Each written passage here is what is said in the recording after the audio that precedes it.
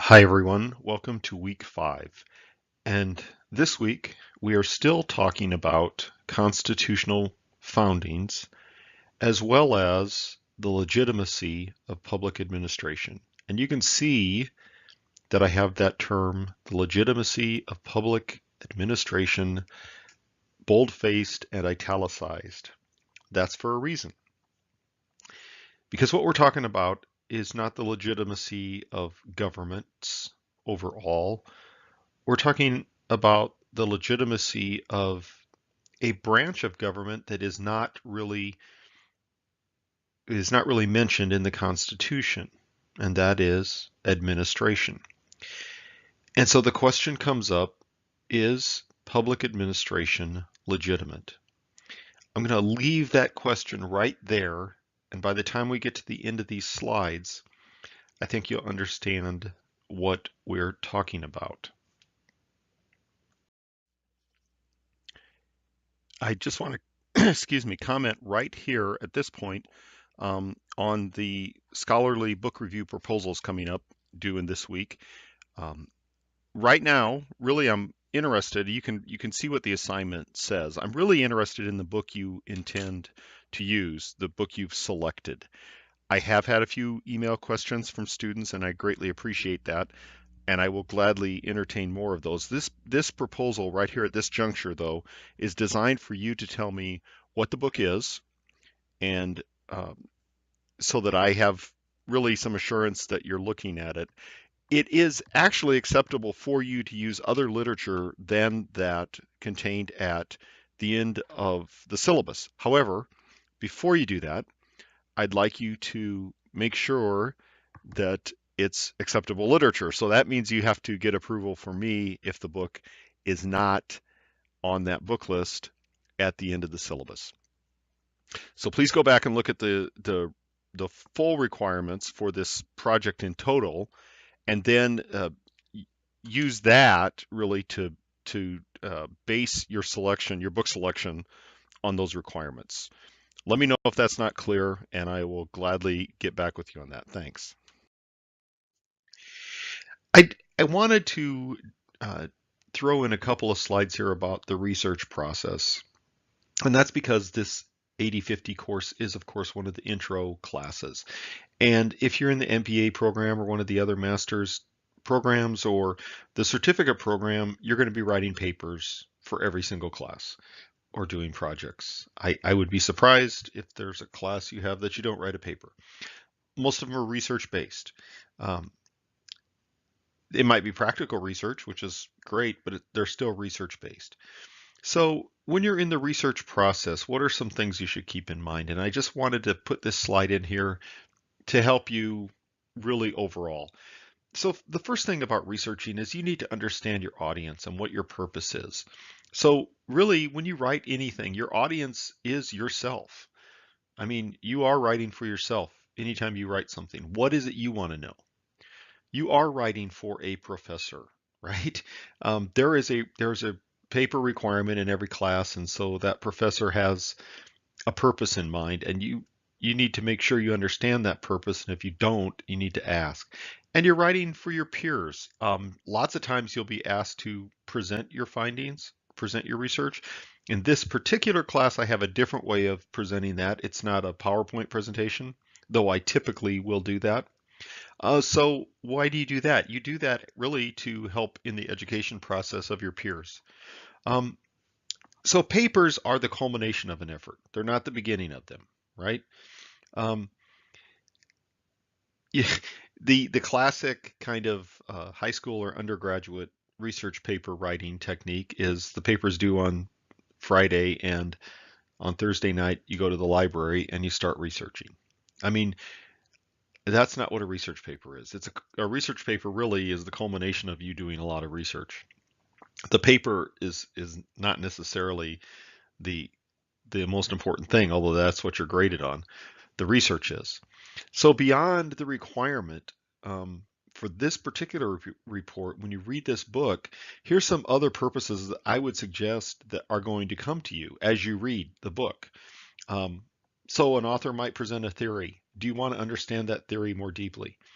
Um, Do you want to understand more in depth about an area of interest within public administration? Um, do you want to argue in favor of a particular argument? That is a thesis that the author might make. It might strike you on that point that when you read particular authors, you thoroughly disagree with their thesis, and that's great.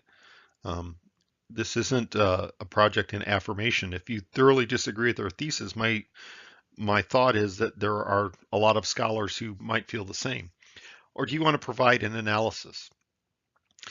So all these purposes sort of gel in your mind as you're reading the book. So you should be writing those things down.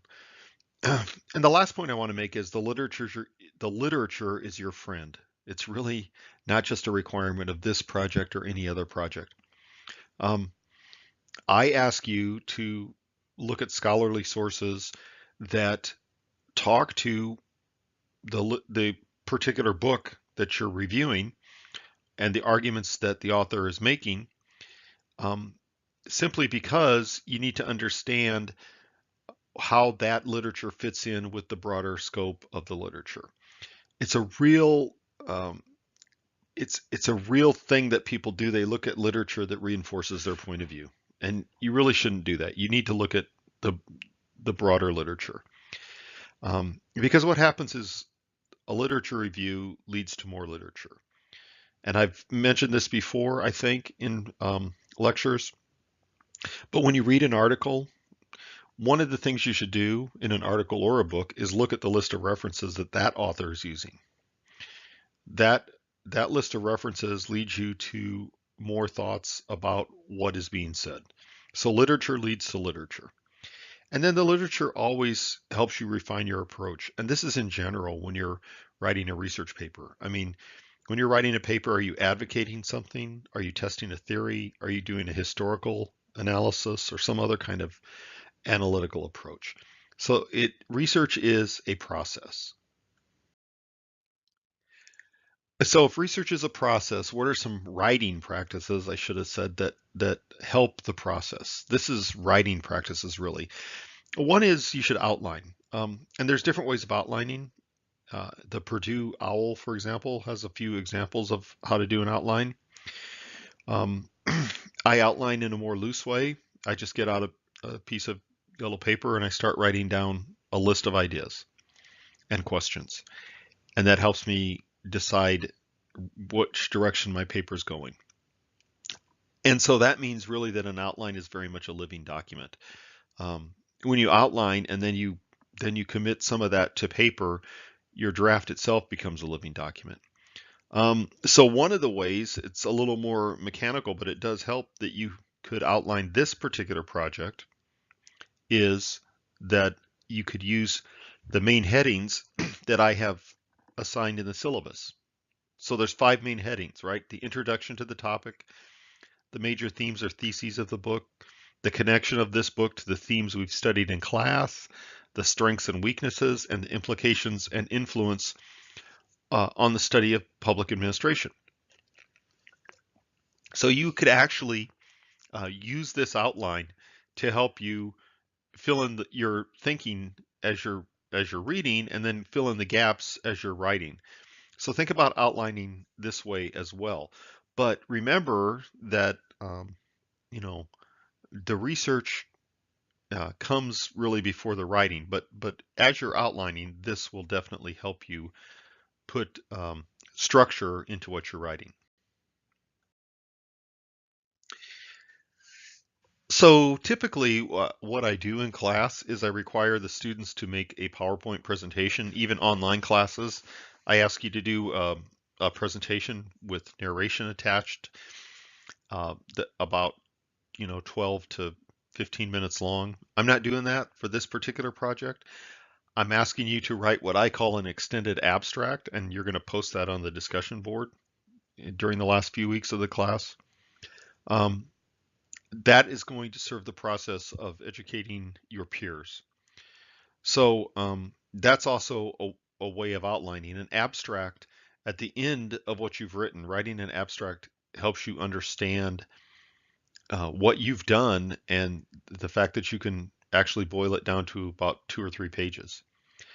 The other thing I would say, that helps the process is don't procrastinate. So you've all heard this before. Um, don't procrastinate. that's that's about all I can say about that because it doesn't have good outcomes. Um, you do want to work on a paper gradually, but methodically. You really don't want to start writing this paper um, on December 1st. That's probably not a good idea. You want to be writing it as you go along. That doesn't mean that um, everything you write down is going to be included in your final paper, but the ideas might be, or probably will be. The next thing is please stay in touch with me. Nothing's worse than coming to the end of a semester and a student saying, I just don't understand this project. It, I wish you would have asked me sooner. You know, don't ask a few hours before for an extension. So the bottom line of all this is that writing is a process. It's not an event, completed in 3 hours at your kitchen table. It's just not. Um, it is a process. You signed up for a graduate program, and this is kind of what you signed up for. So it writing is an important part of understanding what it is you're learning. So that's the end of my spiel on that. Okay, so we've been talking about this for a couple of weeks, actually, week 4 and this week. This idea of constitutional foundings, right? So the Constitution, just say that word, the Constitution. That is a loaded term anymore, isn't it? Um, People use that term, the Constitution, sometimes like they use terms like love and war and hate and art. It means something to them, and it might mean something very emotional to them. Um, it's also like the term democracy. These are terms that are loaded. They have meaning to the individuals who say them, but not everybody else understands necessarily what they are saying when they use the term constitution. And so that's one of the things that Spicer and Terry and John Rohr and Cam Stivers are arguing about. What is the meaning of all this? What's the meaning of the Constitution? So one of the best places to start, I think, are the Federalist Papers. And we talked about where the Federalist Papers came from. They are a series of opinion pieces published in newspapers, mostly in New York, um, that advocated the ratification of the United States Constitution in 1788.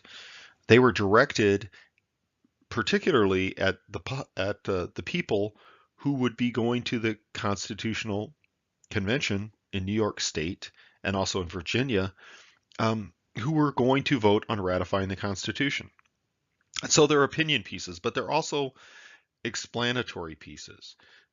So really, I think I said this before, but the Federalist Papers themselves are something like the owner's manual of the Constitution.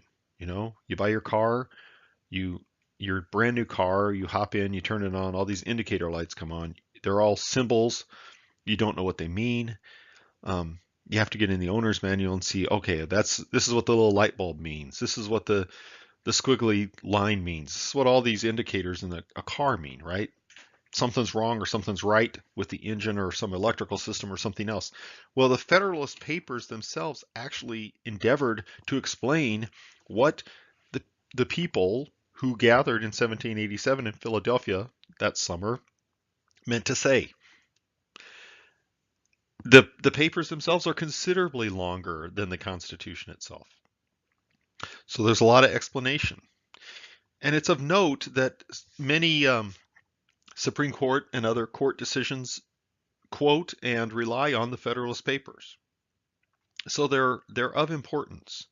They're technically not part of the Constitution, but they have meaning that directly relates to the Constitution. So there's 3 that you read.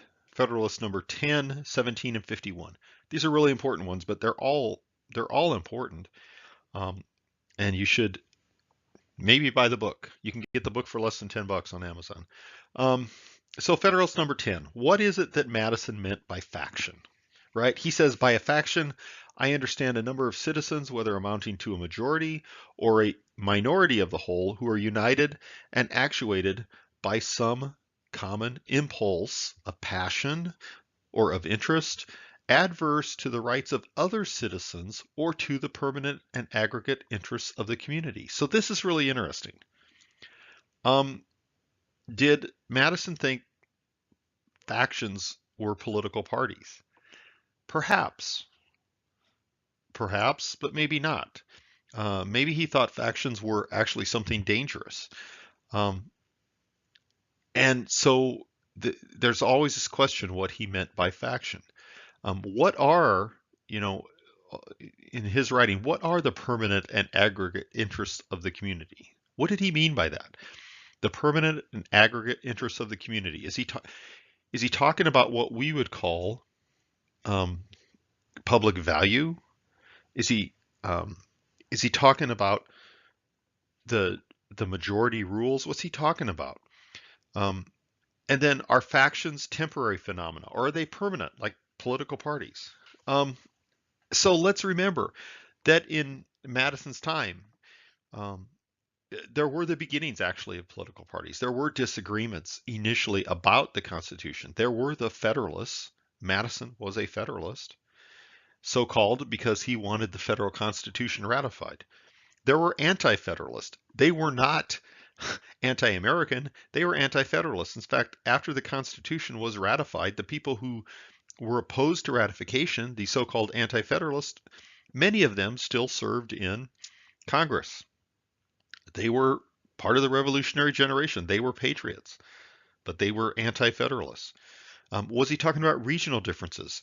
It's very clear when you read the Constitution that there was compromise between North and South, particularly on the issue of slavery. I mean, that is very clear in the Constitution. Manufacturing versus agriculture. Alexander Hamilton, for example, was very pro manufacturing. Um, was it Republicans versus Democrats? Well, they didn't exist then, but they soon did. And so, how are factions controlled? So, what Madison says in number 10 is one of the ways to do that is remove the effect through structure. So the structure of the constitutional republic promotes what we would call today interest group pluralism. That means factions can actually counterbalance each other. Um, and the other part of the structure is federalism itself. So national questions are resolved at the national level, state questions at the state level. In all, what Madison is talking about in number 10 is that interests balance against interest. So read that for yourself again and try to understand what you think Madison was saying.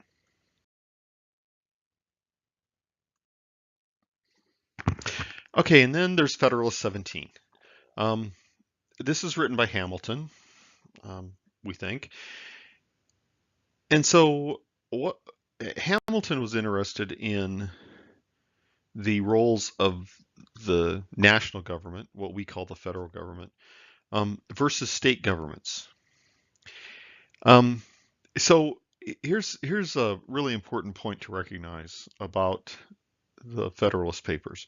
The Anti-Federalists made a really strong case that this new Constitution, written in 1787, would uh, basically gut the power and role of the state governments. And so there really was a tradition in the United States of power at the state level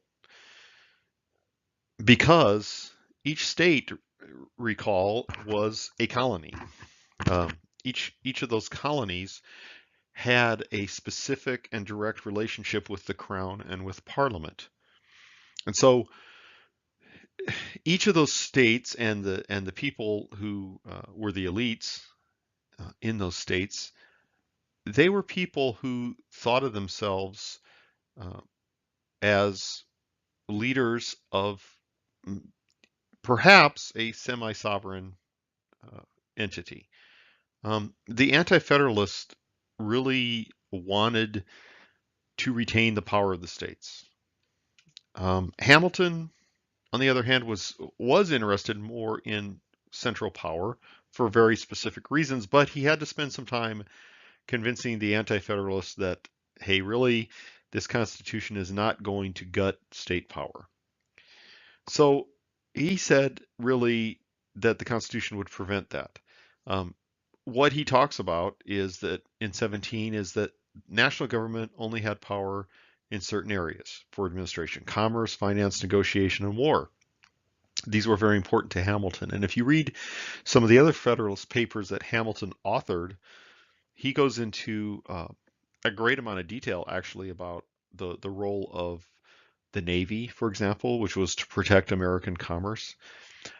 He talks about the reasons why tariffs are better administered from the national government versus state governments. But what he really says in 17 is that states retain the bulk of criminal and civil justice authority, meaning that in his mind, at least at that time, the national government had almost no power uh, in its court system for criminal and civil justice. That was really a state prerogative. He also argues that the people themselves are more attuned to the culture, loyalties, and interests of their home states. That's what I was just talking about, in terms of the history of colonial America.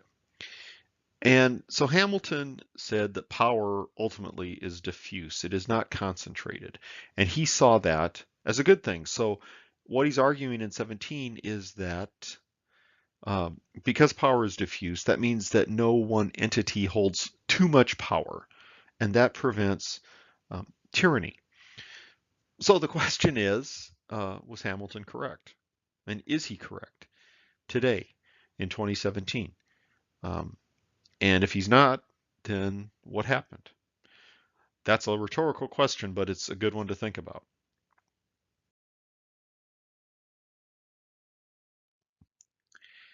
So finally, Federalist number 51, which was written either by Madison or Hamilton, but it has some great quotes. Has some of the best quotes in all the Federalist Papers, and I like this one. Ambition must be made to counteract ambition. The interests of the man must be connected with the constitutional rights of the place. It may be a reflection on human nature that such devices should be necessary to control the abuses of government. But what is government itself but the greatest of all reflections on human nature? If men were angels, no government would be necessary. I mean, that is really, that's a great quote. It gets quoted all the time. If men were angels, no government would be necessary. Um, so the point here really is that ambition must be made to counteract ambition. So structure is really the answer to ambition. Um, in a republic, they say that Hamilton and Madison say the legislative authority necessarily predominates, in that it has two houses. And in fact, in another Federalist paper, Hamilton and Madison state that the executive would be the weakest branch of the government, since it really only has a veto power, which can be overridden. And so the question is this still true? Um, and the judiciary was appointed by the other two branches, but held a lifetime tenure. So it had a little bit of balance against the other two branches, but they saw that the legislature would predominate at the national level. Now, the question is that really true? And how do we continue to achieve balance at the national level? I mean, when some of you take the budget and finance class in your MPA program, you're going to talk about various budget acts that have been passed over the last, say, over the last century, since about 1920. And many of these acts that have to do with how we budget at the national level are also about struggle between Congress and the presidency for the last 100 years when it comes to budgets. And we still struggle with um, predominance of Congress versus the presidency when it comes to the national budget. All you have to do is watch what's going on with reference to the budgets in any presidential administration, not just this one, and you can see that this is still a very active issue. And so the other thing in Federalist 51 was that the government was to be federal. We talk about the federal government. That's really actually a misused term. It's the national government, but the whole Constitution is federal. Um, and it really means more than three levels of government, right? In the original constitutions, in the original U.S. Constitution, the Senate represented states, not people.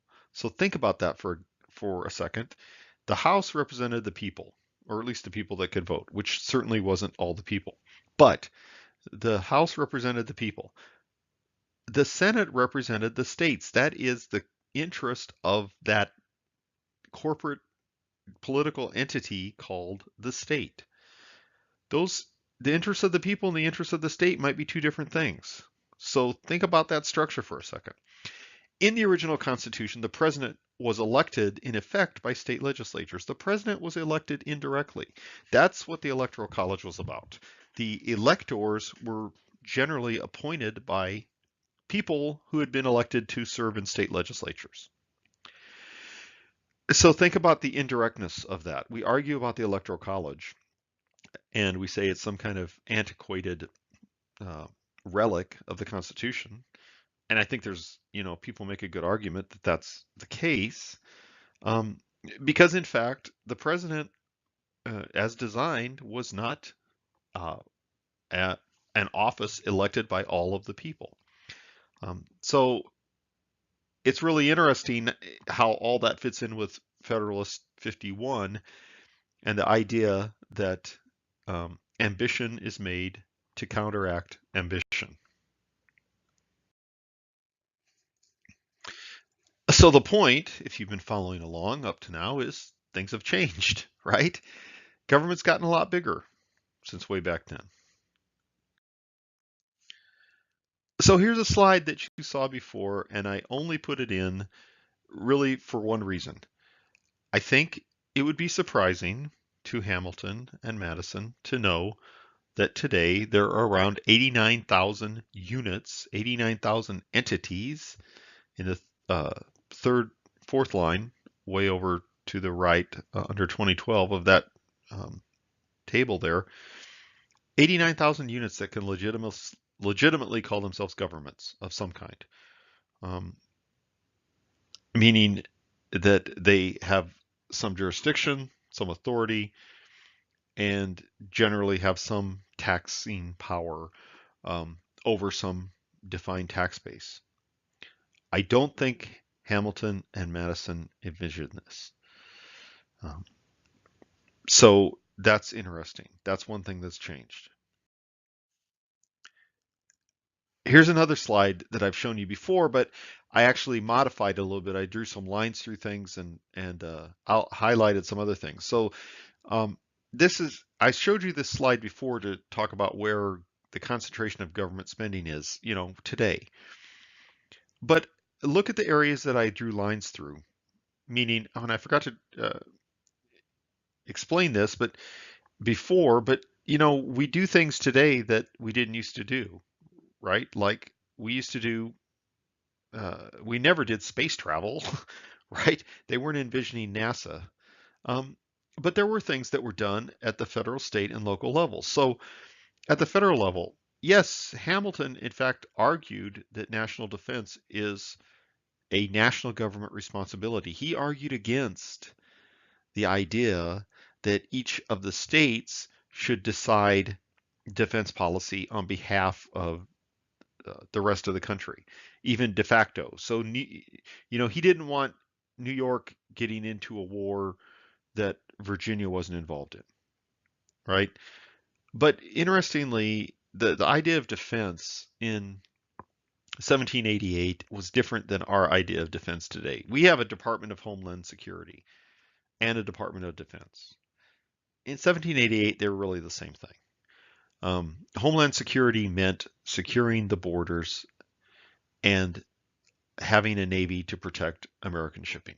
That's what defense and homeland security rolled into one meant in 1788. There was no difference. There was no international United States force that was stationed in Europe and the Middle East and everywhere else. There was no blue water navy as we know it today. That is not what they envisioned. Veteran services, that's an interesting one. You see, I have this little line that comes from the state level to the national level because, in fact, the care of wounded veterans had always been a colonial and then a state responsibility, and that's a responsibility that the national government took upon itself, not with the writing of the Constitution, but just a few years after the writing of the Constitution, when the early Congresses agreed to pick up the pay for wounded veterans, and later that became, not very much later, a national responsibility. The Postal Service was a very important aspect, actually, of the national government. One of the few things that was really mentioned in the Constitution as an important issue because that was our means of communication. At the state level, yes, states were involved in higher education, but in a limited way. You know, the University of Virginia, as the first state um, sponsored school officially, wasn't until after several years after the Constitution. Um, Welfare was limited. There were actually forms of welfare administered at the state level, not like they are today. Highways, limited. Again, a lot of volunteerism was involved in that. Corrections, yes, states did put people in jail after they were tried for crimes, and they executed people after they were tried for what were called capital crimes, but there was little, if any, of a national criminal justice system. And at the local level, yeah, we did have libraries. Famously, Ben Franklin came up with public libraries. We did have small police departments or constables. Um, Fire departments were mostly voluntary. Parks, they were spotty. Boston Commons was the first public park. Sanitation and utilities, which we were used to seeing at the local level, um, that was really by the late 1800s, about 100 years after we the Constitution, we started thinking about those things. But up to then, it was, you know, individuals figuring out how to deal with those problems um, by themselves.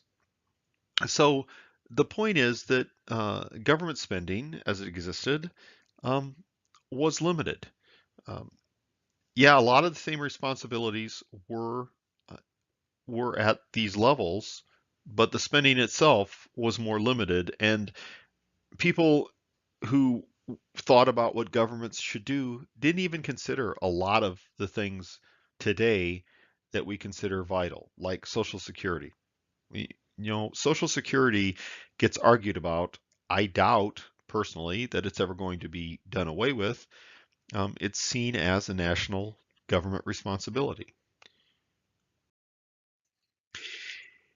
You have seen this chart before too, and the only point I want to make on this is that federal aid or national government aid to states really just wasn't something that was considered at the founding of the republic. They were seen as separate entities. So the only federal aid uh, really was that at the founding of the Constitution, the national government agreed to pick up the war debt of the states, which did actually help the states tremendously. But um, the growth of federal aid to the states really started occurring after the New Deal in the 1930s and 1940s.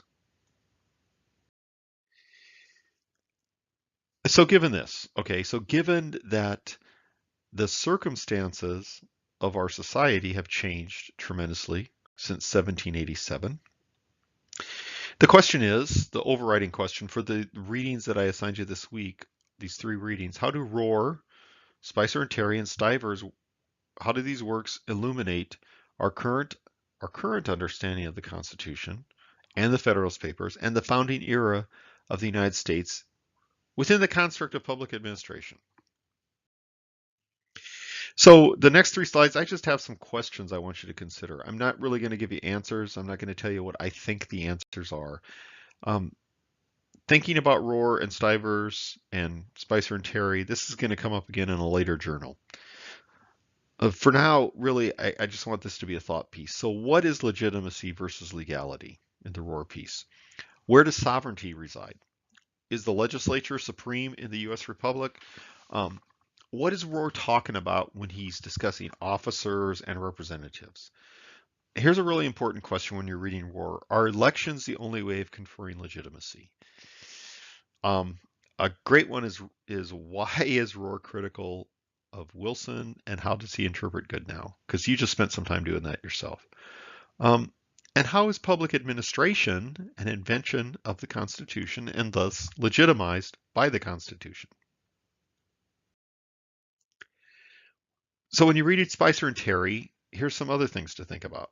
Spicer and Terry talk about this idea of the romanticized view of the founders, and they criticize Rohr um, because of this view, right?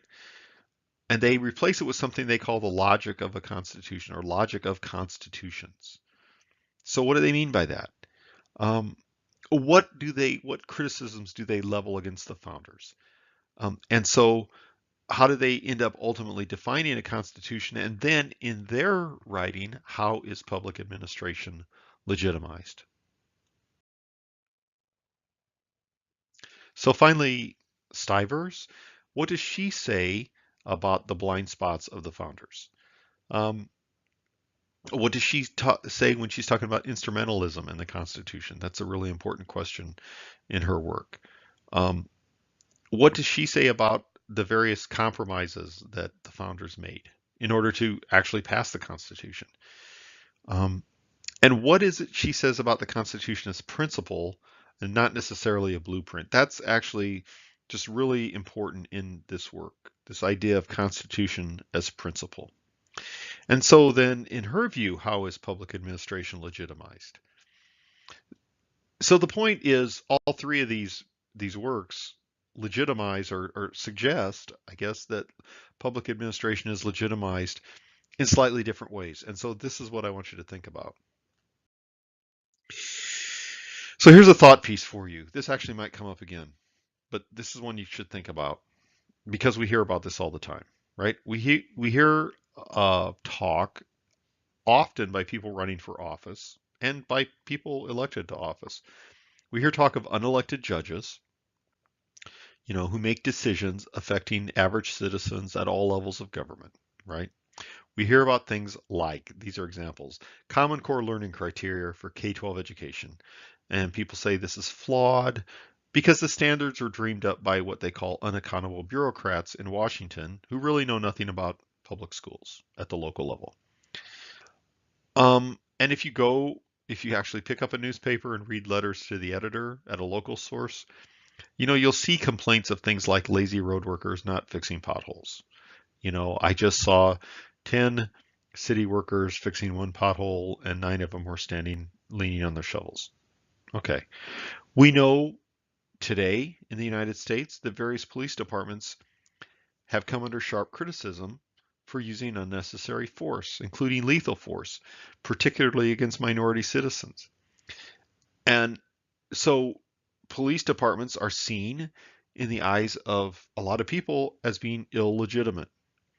So these are a few examples, and you certainly can think of others, but here's the point. With all that in mind, and with everything that Spicer and Terry said, and Rohr and Stivers said, what legitimizes public administration? And so it's really important to realize here that I'm not talking about elected people. I'm not talking about people elected to the city council or the state legislature or Congress or the presidency. I'm talking about people who aren't elected, people like some of us who serve in public administration in appointed levels or hired levels. What legitimizes us as public administrators? And so that's what I want you to circle back with in these three pieces is this idea of legitimacy of public administration. So here's the blank slide that you've all been waiting for. I do have a question on Spicer and Terry, Rohr, and Stivers in the discussion board this week. So please use this lecture to help you think through these ideas and then share your ideas with each other.